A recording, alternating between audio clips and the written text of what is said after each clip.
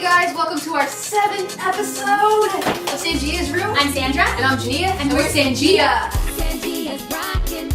There ain't no stopping us from getting close to you. We're getting close to you. This is our party. Everybody move your body.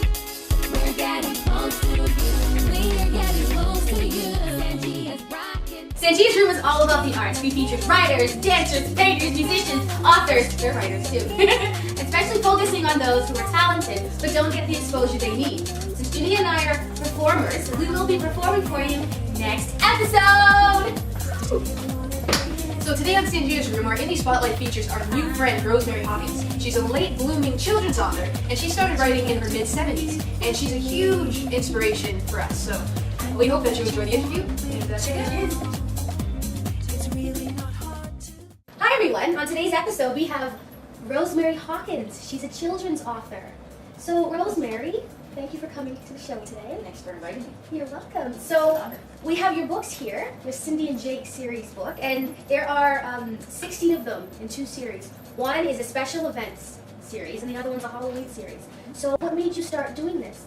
For years, I'd say maybe 25 years, I had a passion for writing, and I would write like some of the ideas, put them in a drawer, and think eventually when I have time, I'll bring that out and work on it, because it takes a lot of focusing to plan the stories, and eventually that time came, Right.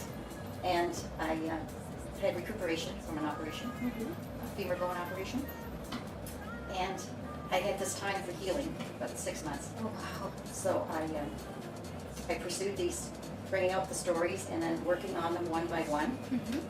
Inspiration just come to me. Right. Every day I would be at the computer and working maybe 3 or 4 hours on my stories, and I found it inspiring. So I advise anyone that has a flair for writing, don't give up, Right.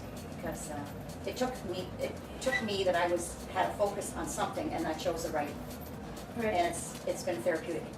So what are the age groups for the books? I'd say maybe 5, 6. Right.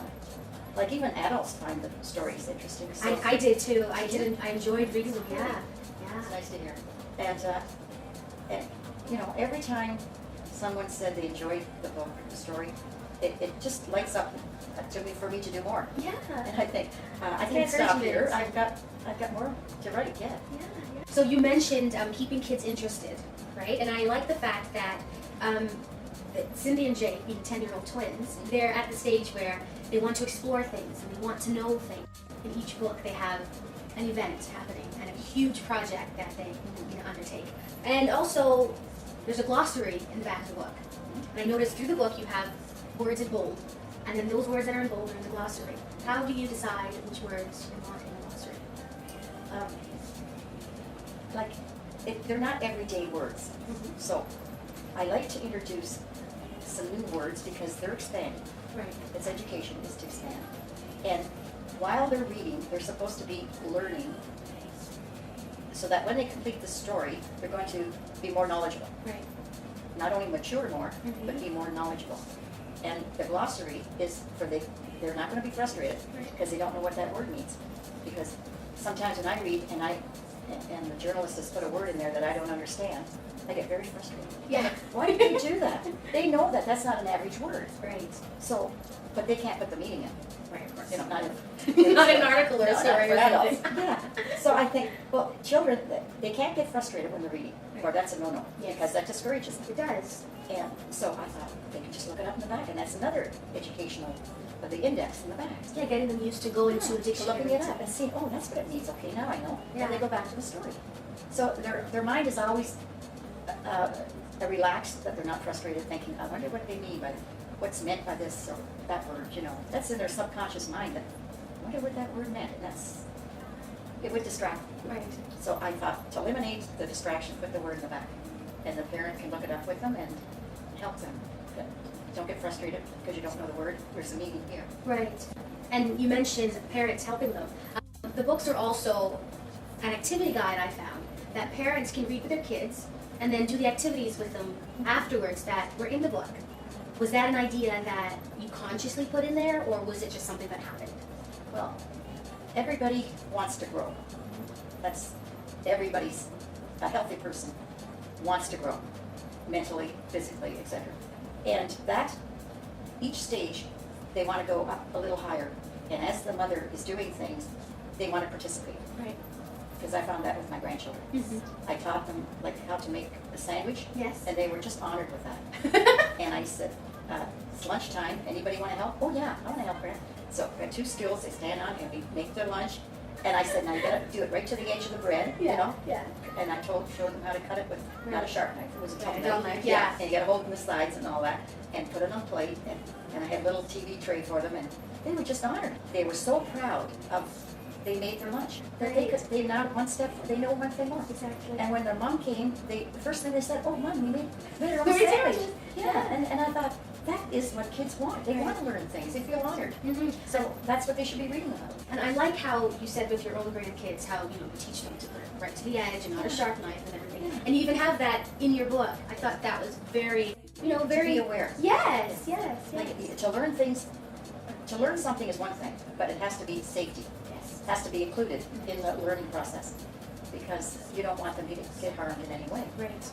And that's something that they can take with them. So what do you have planned for these ones? Like, what's your promotional strategy? At the present time, I'm selling books to libraries. There's a library service that I'm dealing with, and they send books to all the different libraries. And I've taken them to the school board, Yeah. and they read all the books, and they send me a letter and said they're very good books, child development books. Yes. And they were very interested. They certainly recommend them for child development. Right. And the storyline is very good. So are you going to try to get them into schools? Yes, in the schools. And how is that process going? Well, like, see, I'm a writer and I'm my own agent, Oh. and I gotta do the marketing. Yeah. So- We know how that is. And I think, how can I do all my writing and marketing and, It's a lot of work.